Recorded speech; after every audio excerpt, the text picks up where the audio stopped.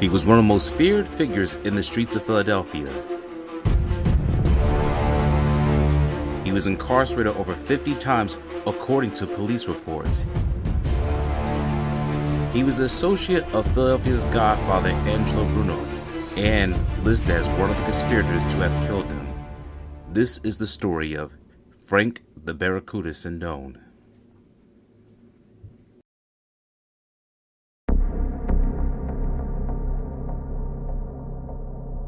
The beginning. In pop culture, Frank Sindone is famously for being depicted in Martin Scorsese's 2019 film The Irishman. The actor Joseph Bono portrays Frank Sindone, who shakes hands with the titular character, played by Robert DeNiro. He is seen for about 10 seconds into the movie. However, Frank Sindone will play a major role in the Philadelphia crime family.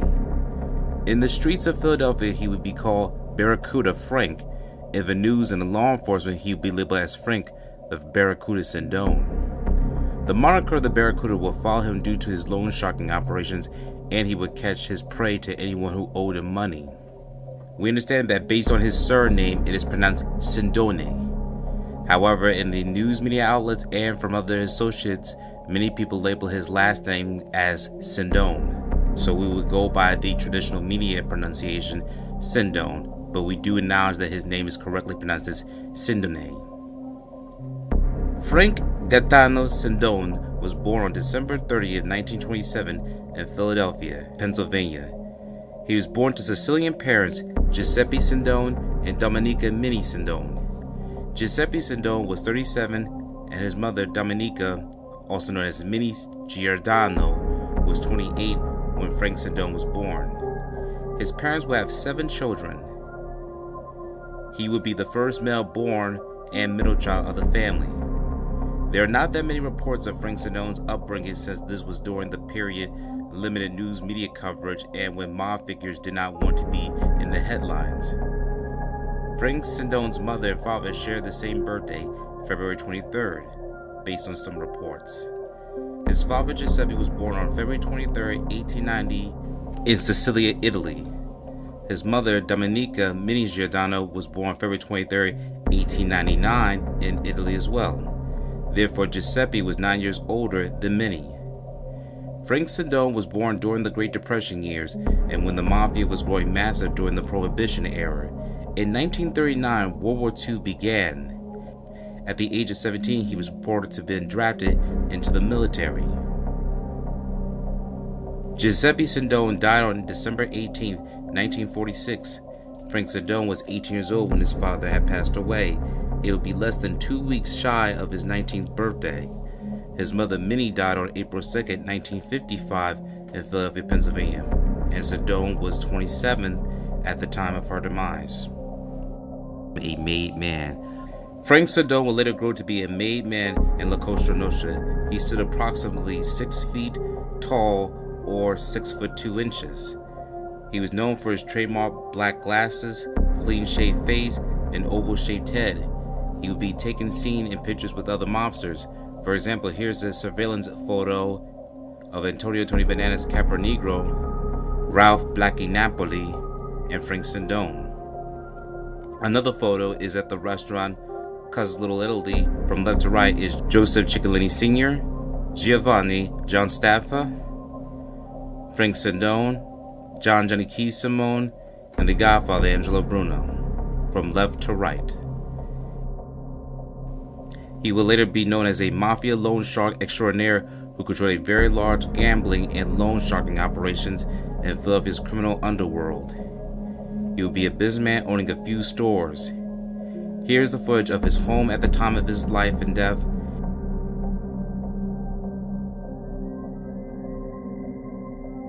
Here's what Frank Sindone's house looks like today.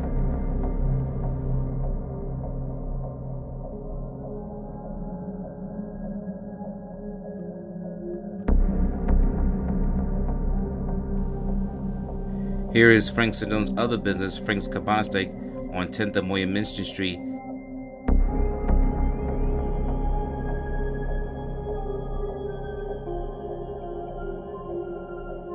And today it is Stadium and Pizza Grill. Throughout his life, Frank Sindone would be generating many headlines, especially in the Philadelphia News Report. And also he will garner the aid of a Philadelphia lawyer who was once a civil attorney, but then became a criminal attorney, and that man was Bobby Simone. Bobby Simone will later be working for many different crime figures such as Angelo, Bruno, Nicky Scarfo, and many others. And when it came to several of his associates, one of the people that needed to come to his aid, for especially when it came to money, was Frank Sindone. Here is Robert, also known as Bobby Simone, on his insight with his interactions with Frank the Barracuda Sindone, seen here. Mob in 1970. All spokes lead to this man, Frank Sindone. Treacherous guy. He was feared. He'd loan you money, you better pay. Frank Sindone was the principal bookmaker for the Bruno crime family in the 60s and 70s, and he operated out of a steak shop here, Frank's Cabana. If you didn't like the meat, you didn't complain, because he had a very bad looking face. He was very, very close to Bruno, and because he was a big money maker, he was constantly with Bruno and constantly with Phil Testa, who was the underboss. And these guys were always under surveillance. In 1973, federal agents make a tape recording of Sindone threatening an insurance agent who borrowed money. The government charges Testa and Sindone with extortion. Frank Sindone needs a lawyer, and he turns to Bobby Simone. But if he's going to succeed, Bobby will have to overcome a dangerous handicap, a serious weakness that the mob knows all about. Yeah, I would drink a little bit. I'd drink a lot. I would gamble a little bit. I'd gamble a lot. I'd carouse around with women a little bit. I'd carouse around with women a lot. Bobby was $12,000 in debt to Frank Sindone. He had borrowed money from Sindone to pay off debts he had to other loan sharks that had come due. And so he was a client of Sindone's when Sindone called him and said, "I got a problem, will you represent me?" In a foreshadowing of trials to come, the government has made a tape recording of Sindone actually threatening a client. The soundbite was that, if you don't pay me my money, I'm going to chop your head off with an axe. And then later he said, if I don't get my money back, I'm going to hit you over the head with a baseball bat. And one of the agents testifies at the trial that at the time of the arrest, in the back of Sindone's car, he saw a bat and an axe. And that ties into the tape.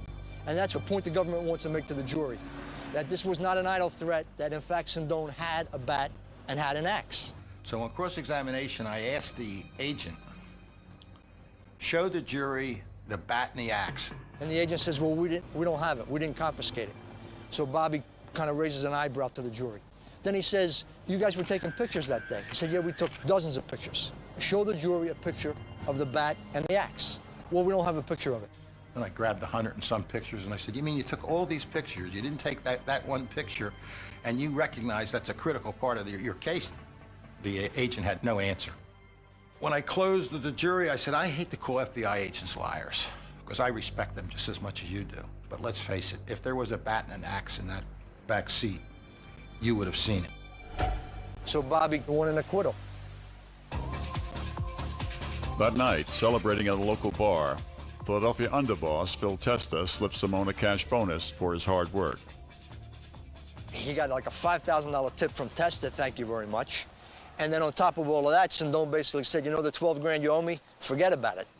It's not an unusual thing, at least it wasn't unusual for me. I've gotten cars from clients. That's the kind of stuff that kind of goes beyond what a lawyer-client kind of relationship. And I mean, I think Bobby became a part of that lifestyle. Simone's greatest reward for his defense of Frank Sindone is an endorsement from Philadelphia's mob boss, Angelo Bruno. The phone rang at my house.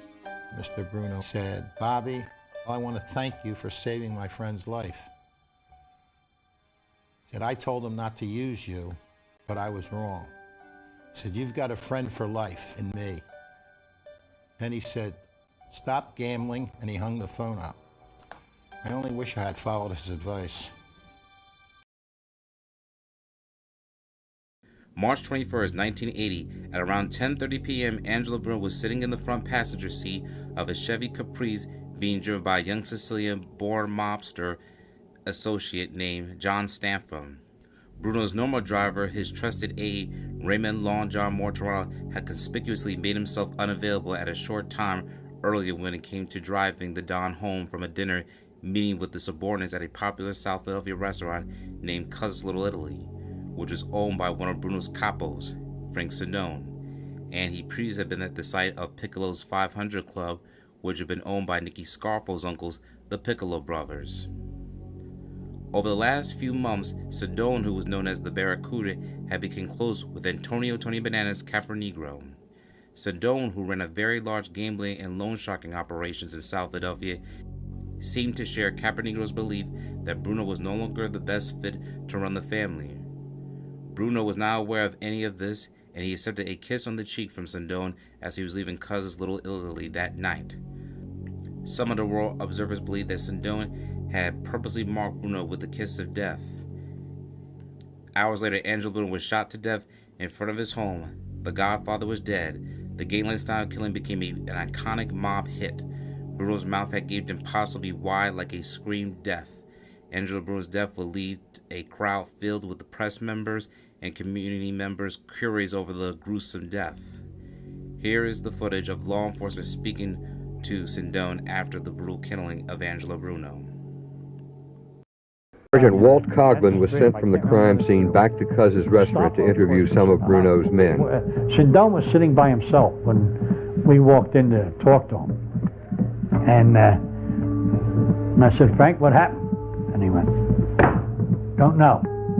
I said, "Oh, yeah, I didn't say, we said a few other things that you can't put on television." He said, "I don't know why anybody would want to kill that man. He was a saint." I said, "Well, he is now, if he wasn't before." Philip Charles Testa, also known as the Chicken Man, will be Angelo Bruno's successor. He, along with Scarfo and other members who would pay tribute to Bruno's memory in a toast, while Scarfo and his nephew, Philip Crazy Filianetti, the Testas, Philip and his son, Salvatore Testa, and the Merlino brothers, Lawrence Yogi Merlino and Salvatore Chucky Merlino, were busy toasting the past, present, and future as Scaniccios. Antonio Capernegro and his crew members were toasting to a very different future at Capernegro's Club in Newark, New Jersey, the Club 311 Club. The toast saw Tony Bananas as the new Don, and the Barracuda, Frank Sindone, as his underboss. When the Genovese Death Squad reported back to Gigante, Vincent the Chin Gigante, Bobby Manna, and the others that Capernegro and Solano were dead, one of them mentioned that they believed Nicky Scarfo was sitting at a bar around the corner with another guy they didn't recognize. Manna immediately ordered the men to go back to the bar and bring the two men to the Genovese clubhouse, as he knew that these men were mistaken. The man at the bar was not Nicky Scarfo.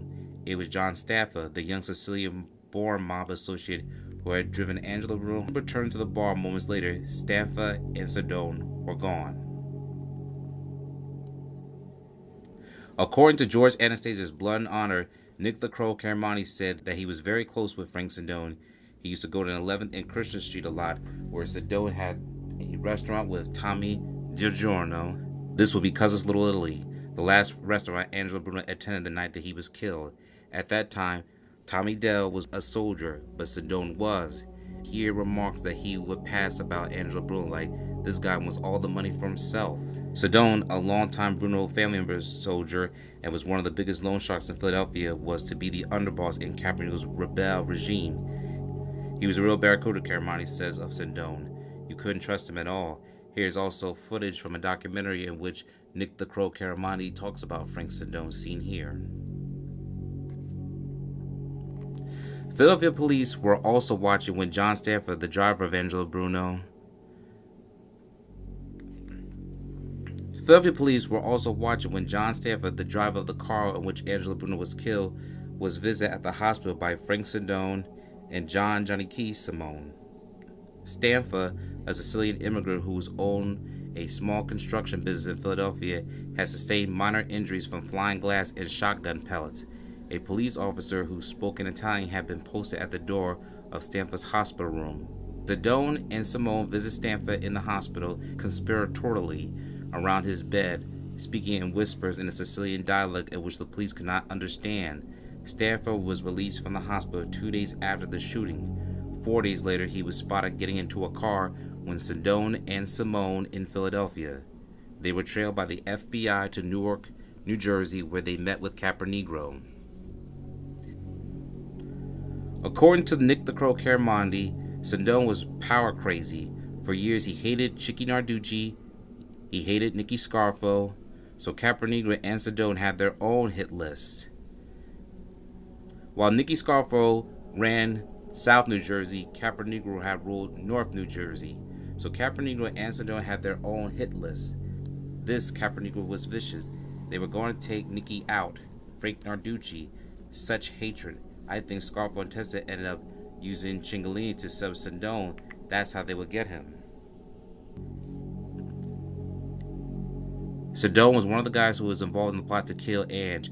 He and Nicky Scarfo hate each other, according to the Mafia Prince written by Philip Leonetti.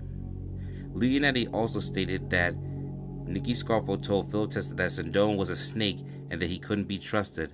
Philip Testa agreed, so they set him up, and Salvatore Testa took him to a house in South Philadelphia where Frank Monti was waiting inside to see him. The demise.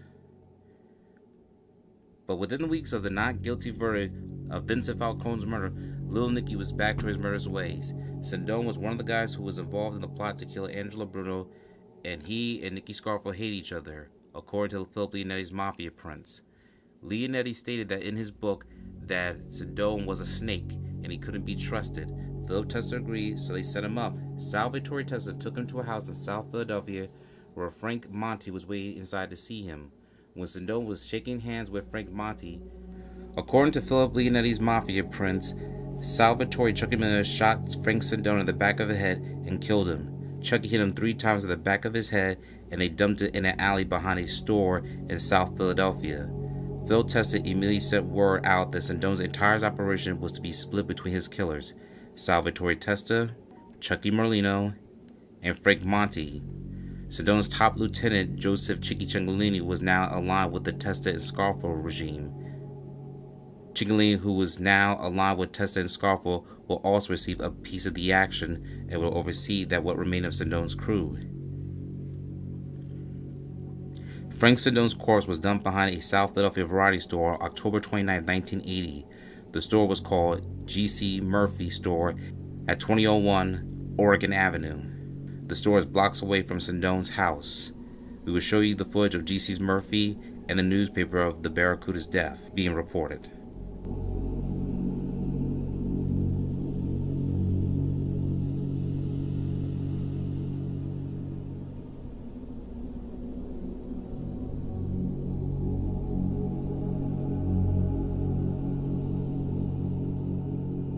Here is the footage of G.C. Murphy of what it looks like today at the grocery outlet store.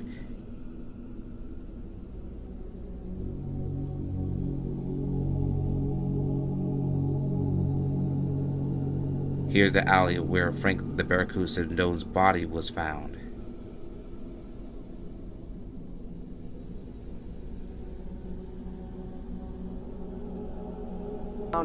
Testa did not survive this time. Police don't have a suspect in the shooting, but they did locate what they believe to be Sindone's murder had all the marks of a mob execution. He was Police shot. say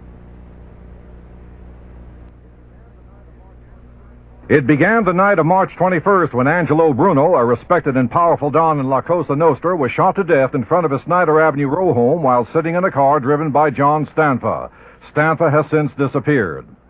Then, in rapid succession, the grisly murders of Antonio Caponegro, the Bruno family's North Jersey boss, and his brother-in-law, Alfred Salerno. Both bodies were dumped in the Bronx. Last month, John Simone of Yardley, Pennsylvania, a cousin of Bruno, was shot to death and his body dumped in Staten Island. Now Frank Sindone, a lieutenant who had a record of 100 arrests for illegal lottery and gambling. Sindone lived in the 1800 block of Schley Street in the Packer Park section of Philadelphia. He operated this steak and hoagie shop at 10th and Mensing, but authorities say his major occupation was that of enforcer and loan sharking. Sindone's car was found 2 blocks from where his body was found and was taken to police headquarters where it is being combed for possible clues. As to who is responsible for the 5 murders, members of the Pennsylvania Crime Commission could only speculate. What you've seen happen recently in the way of homicides probably reflects that unsettled situation in the family. Who's taking over from your viewpoint? From our viewpoint, Philip Testa. Law enforcement officials say Philip Testa was Bruno's #1 man, and now Peter Casella has moved up the crime ladder and is Testa's first lieutenant.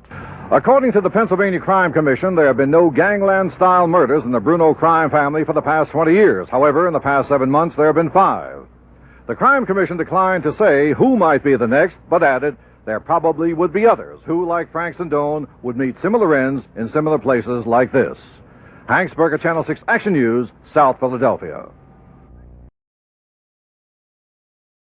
6 days after Bruno's murder, there was a meeting in North Jersey involving John Stanfa, Albert Salerno, John Sindone, John Simone, Phil Testa, and Antonio Camponegro. 6 weeks later, Camponegro and his brother-in-law, Albert Salerno, were found in Brooklyn in the trunk of a car. On September 20th, John Simone was found shot to death in a vacant field on Staten Island. His car was found in Yardley, Bucks County. On October 30th, the body of John Sindone, Angelo Bruno's loan sharking chief, was found in a plastic bag behind a shopping center at 20th and Oregon in South Philadelphia. On February 20th of this year, the grand jury indictments were handed up against Phil Chicken Man Testa and 9 other alleged mob members. They were charged with racketeering, loan sharking, mail fraud, and illegal gambling. U.S. Attorney Peter Vira said at the time the indictments would seriously hurt mob activity in Philadelphia. But 10 days ago, law enforcement sources told Action News that other mob families had decided that the indicted men were expendable, and there was a chance they would exchange information if the feds would go easy on them. Therefore, the execution of Testa may have been ordered simply as a practical matter. This is Joe Sanchez, Channel 6 Action News. Days after Bruno's death, several second-level lieutenants gathered to try to divide up the turf left behind. But it wasn't too long after that when more mob-style hits began taking their toll on the feuding factions. Antonio Camponegro and Albert Salerno were both found dead. Their bodies had been stabbed, shot, and mutilated. Another reputed mobster, John Simone, was shot dead. His car was found in Yardley, Bucks County. A month after that, the body of Frank Sindone, allegedly Bruno's loan sharking chief, was found in South Philadelphia. It was less than a month ago that law enforcement officials got in on the act with a sweeping indictment against Testa and 9 of the remaining alleged mobsters. It could be, but the victim this time was not well known, which seems to make him an unlikely target of either a mob feud or a power play. It has to be stressed that any speculation that this was a mob killing is just speculation. All the police know for sure at this point is that 32-year-old Pietro Incerelli, father of 2, is dead following an execution-style slaying. John Rollins, Channel 6 Action News in Mount Laurel. The show breed. In September 1980, it's Bobby Simone's loan shark client and gambling buddy, Frank Sindone, who turns up dead in an alley wrapped in plastic. Bruno and Sindone were not just targets in the mob, but now they were dead before the indictments were handed up. The case was based on an FBI investigation called Operation Gangplank and was one of the first built-in racketeering influence and corrupt organization, also known as the RICO charges, act by the United States Attorney Office in Philadelphia. Frank Sindone's funeral would be at the Holy Spirit Church. His funeral would take place in the week of November 1980. Among the attendees will be the real Frank the Irishman Sheeran, who we mentioned earlier, famously being depicted in The Irishman. Sindone's bronze casket will be taken to the Fernwood Cemetery and Mausoleum in Fernwood, Pennsylvania, near the Holy Cross Cemetery, which is the resting place of Angelo Bruno, the Testa family, Frank Monte, and more. Frank Sindone will be placed in a mausoleum which you are about to see. His youngest sibling, Jean Sindone, died on February 5, 1989. She will be interred in the crypt below her brother, as you will see in this video. Here's the crypt of the Sindone family. This is the final resting place of Frank the Barracuda Sindone. He was a bachelor and he was never married.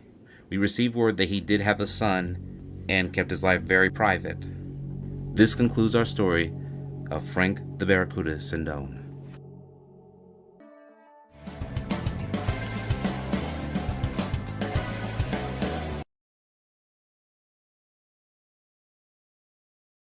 Thank you for watching this video. Please subscribe to our channel and check out more of our content. Feel free to give your feedback and suggestions on what we should do next in the comments. This is Infinite Lee Productions. We love ya.